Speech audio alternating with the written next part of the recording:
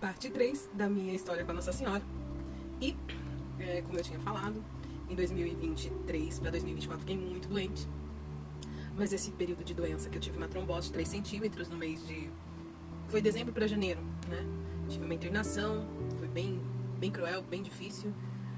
Eu não conseguia ler, eu não conseguia enxergar, eu olhar no celular, eu não conseguia nada. A dor da trombose é muito grande. A dor da trombose é dentro da cabeça. Pô, quem tem trombose na perna, trombose dói.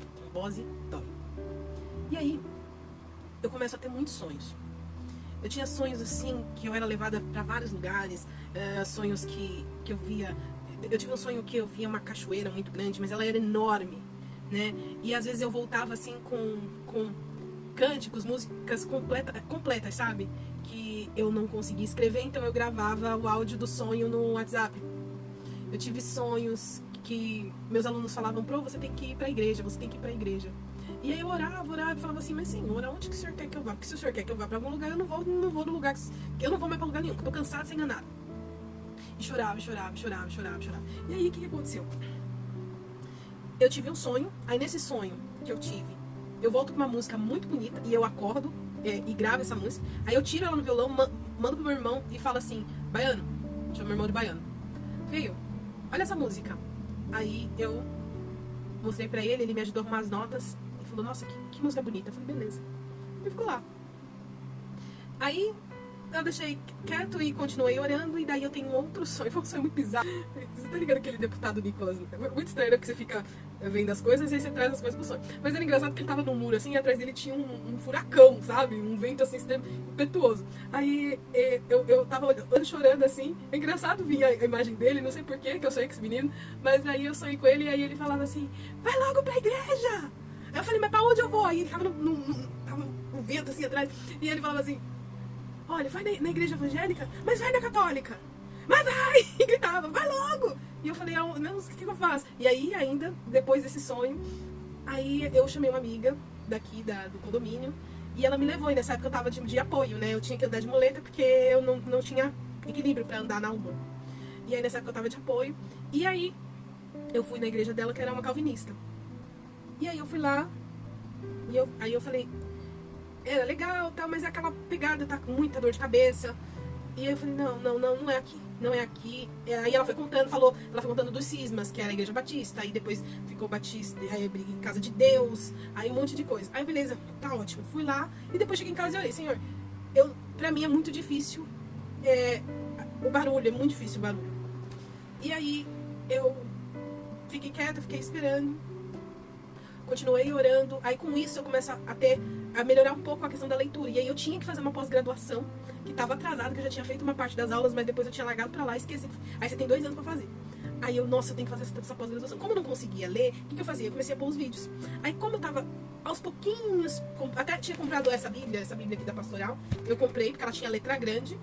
Aí eu comprei a Bíblia da Católica, porque eu queria da Católica, né? Porque eu tinha das Testemunhas de Jeová.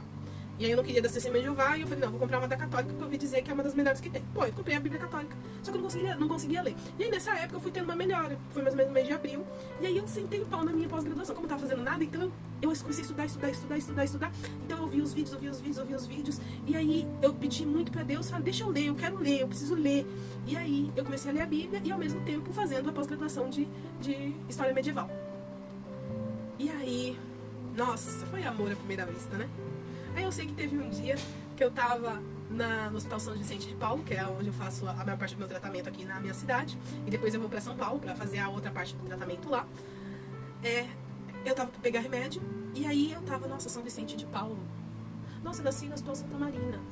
Aí comecei a nomear todos os: nossa, Santa Casa da Misericórdia, né? E comecei: Cruz Vermelha. E aí aquilo começou a abrir, porque lá na pós-graduação eu tinha lido que eram os padres que faziam essas coisas no começo, que eles tinham a maior parte dos hospitais, das escolas, das faculdades, tá? E aí aquilo começa a sentir muita vontade de... Minha porta abriu sozinha. Eu tava estudando.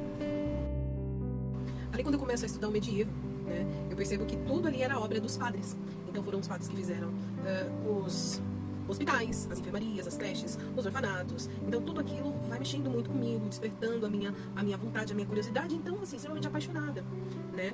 E depois disso, o que acontece? Eu tava assistindo, eu não conseguia assistir, porque o problema com a tela era muito grande. Então eu coloquei The Chosen. Eu nunca tinha assistido The Chosen. E aí eu colocava o The Chosen pra eu ouvir, né? E aí quando chega naquela cena, que eu não lembro de qual temporada que é, mas eu acho que é da terceira temporada, no finalzinho, onde depois que eles pregam lá na Decápolis, que ele faz a multiplicação dos pães, aí Jesus anda até eles no barco, aí é aquele episódio onde Pedro vai e abraça, ele fala pra Pedro andar na água, e Pedro não confia em Jesus, começa a afundar, e aí ele abraça, aí Jesus abraça ele e ele fala, não me solta, não me solta, não me solta. Aquela cena foi chocante. Aquilo mexeu muito comigo. E eu ainda estava escutando muitas pregações do Frei Gilson. Muitas pregações do Frei Gilson. E aí o Frei Gilson falava, batia naquela tecla do casamento, na tecla do casamento. E nesse bater da tecla do casamento, eu falei, meu Deus do céu, estou em pecado mortal.